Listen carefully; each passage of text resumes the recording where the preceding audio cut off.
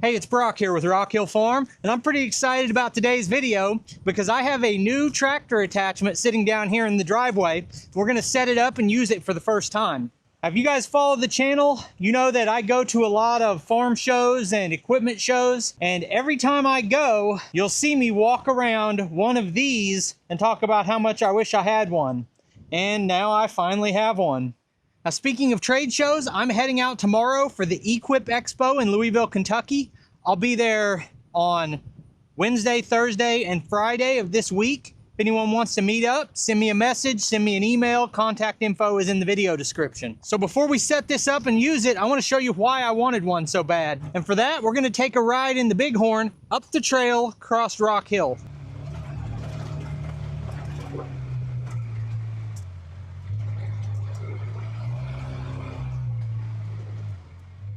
So we bought this property 5 years ago, and it's got a pretty good chunk of it that is wooded. And you guys know I've got a sawmill, I do firewood, getting ready to build a log cabin.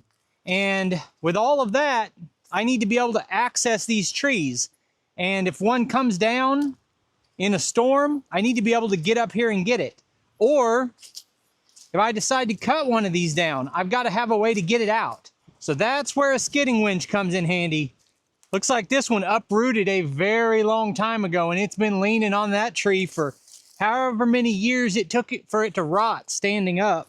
So I parked the side-by-side uphill right here, and there you can see my little clearing where we go camping. From here, we've got a tree down right there.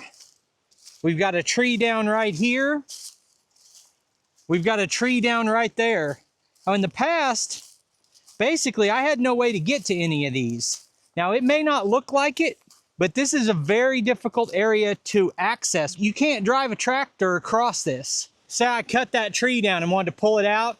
I could throw a chain down here, but then you don't have the runway to drive up there with the tractor, and you don't have the traction a lot of times to do that either. So in order to build this cabin that I want to build, I've got to acquire like 60 logs that are 16 foot long. And basically I couldn't get any of those logs off my own property without a skidding winch. I've also found 2 other property owners who are close to me that have a lot of trees they need removed off their property. And they basically said, you can come get what you want. So that's where this is going to be really handy. I think I can fit the tractor with this on it and pallet forks into the dump trailer and go pick up a lot of logs in a short period of time without cutting all the trees off my own property. Now, I was talking about how long I've wanted one of these, so why didn't I have one before now? Well, typically, a skidding winch that fits a tractor this size is going to be around $6,000 or $7,000. And that's a lot of money.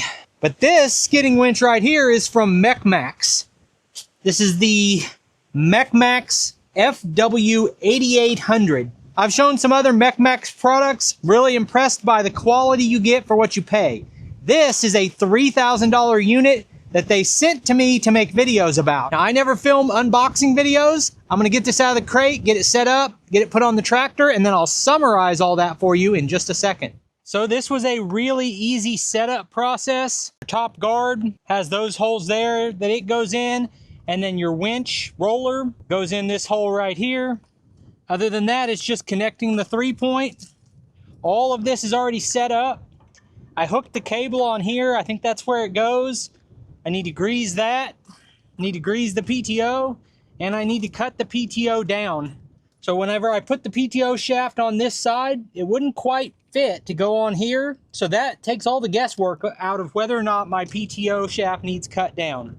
Anytime you get a new tractor attachment, you have to make sure that the PTO shaft is not too long or too short for your tractor.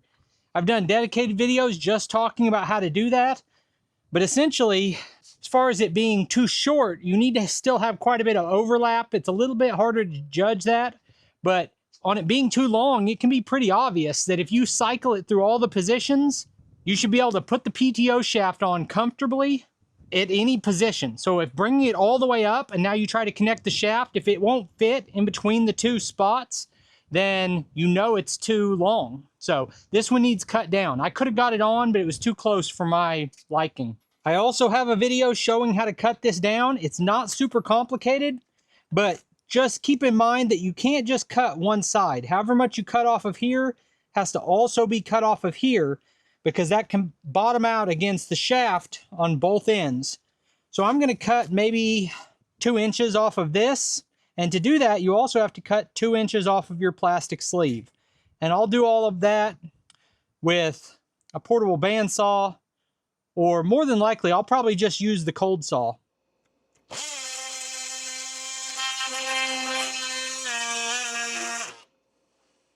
I went ahead and took the plastic shield off. Use this cold saw. Really like this saw. Taking off about the same amount I did with the plastic. Let's see how much that actually is. 2 3/4 of an inch. Looks pretty good to me. I'm kind of an eyeball it guy, but I'll take a measurement so I cut the other one the same.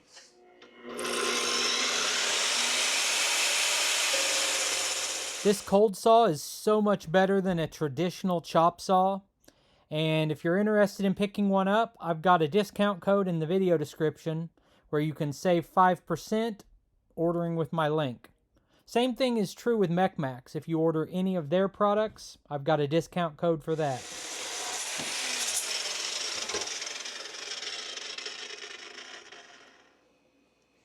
That was real-time footage. I didn't speed that up at all. Cuts real easy, makes a nice clean cut. Do the other shaft the same way.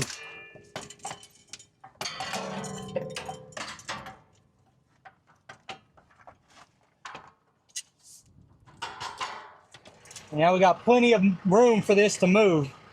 Probably one of these days you'll see me make a video that is how to properly use a skidding winch, or tips for using a skidding winch. This is not that video. This is my first time ever using it. I'm learning as I go, but I can show you basically how the controls work.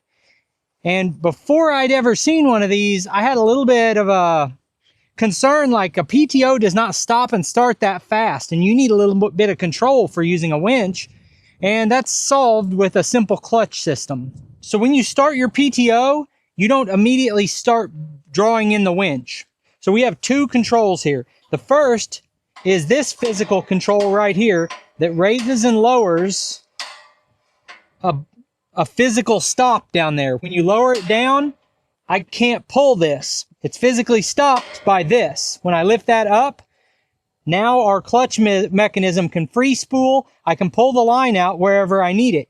Now, if I don't want to be able to free spool, if I want to hook this to something and drive the tractor, or whatever the case may be, drop that down, it's physically stopped.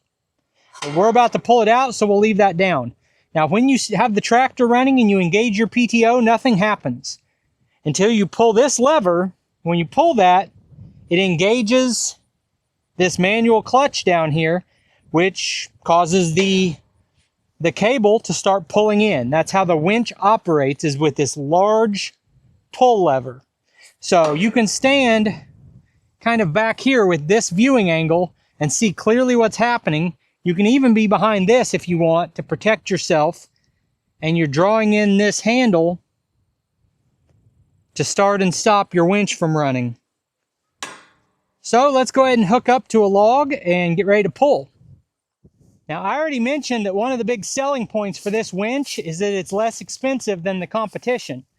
And that's true. That's a big selling point for me, but it's not the only selling point. Other nice things to like about this winch, let's imagine that between the tractor, I stopped where the grass gets tall. Let's imagine that that is the start of a drop-off down a hill like I was showing you earlier. If your cable can't reach the bottom, doesn't do you any good. So you can always add more chain and things like that, but the length of the cable is a selling point. This one has 200 feet of 3/8 diameter steel cable. And that is more length and a heavier cable than any of the competitors that are even close to this price range. Now here on the end, we've got this heavy duty shackle set up. And then we've got this that you could put a big D-ring through, or you can slip a chain link through it. Now, all of the rigging that can be used on chains and ropes and log tongs can get kind of complicated. Like hooking to this log right here, there are 24 ways that you could hook to it with different setups. And I'm no expert there, but we're going to do something that I think is pretty simple and should work. All right, so I have looped my chain under this log and hooked it back to itself.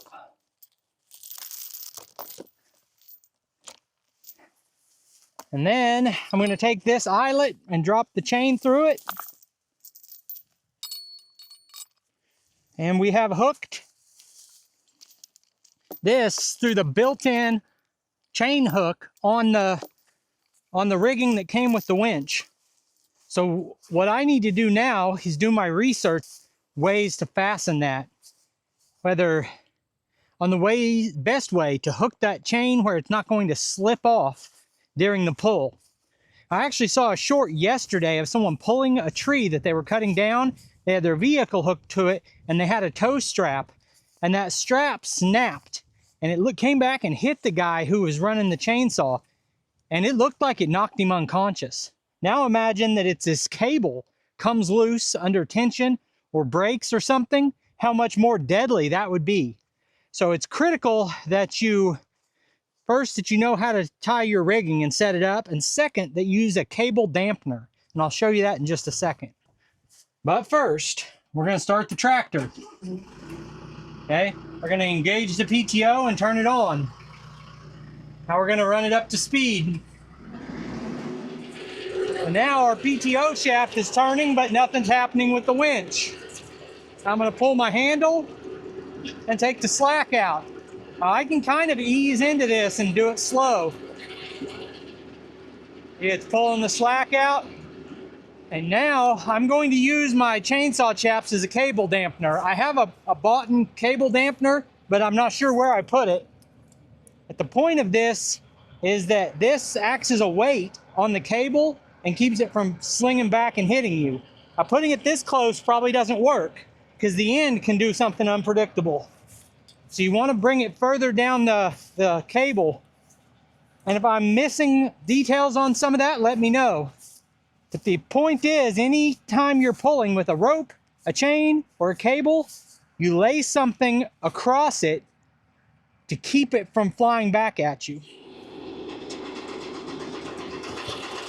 If you guys are interested in getting one of these, or actually any Mech Maxx product, you can use my discount code in the video description and the pinned comment to save 5% on your order.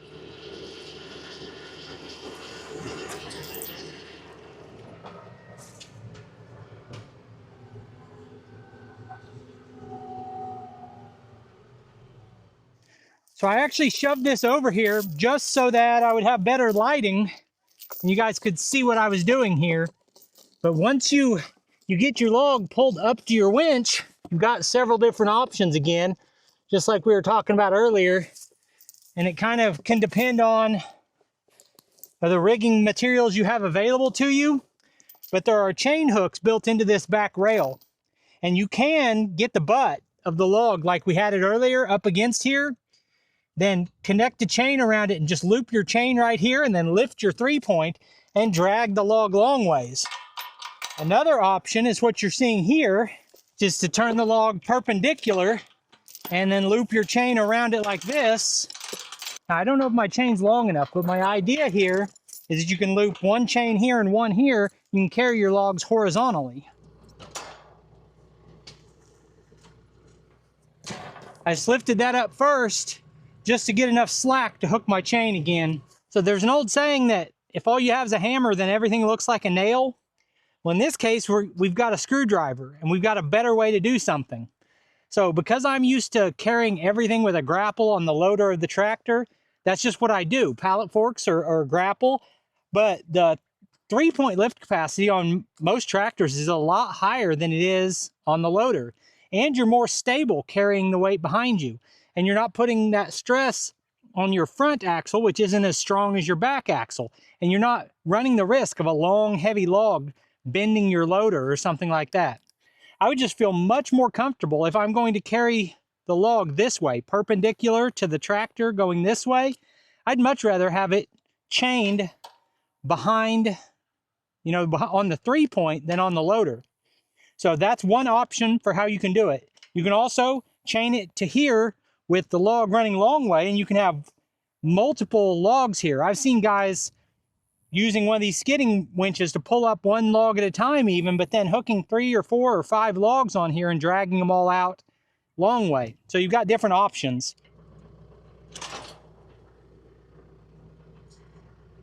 This is also a pretty good ballast if I wanted to drive around with this on the back of the tractor. So this attachment works.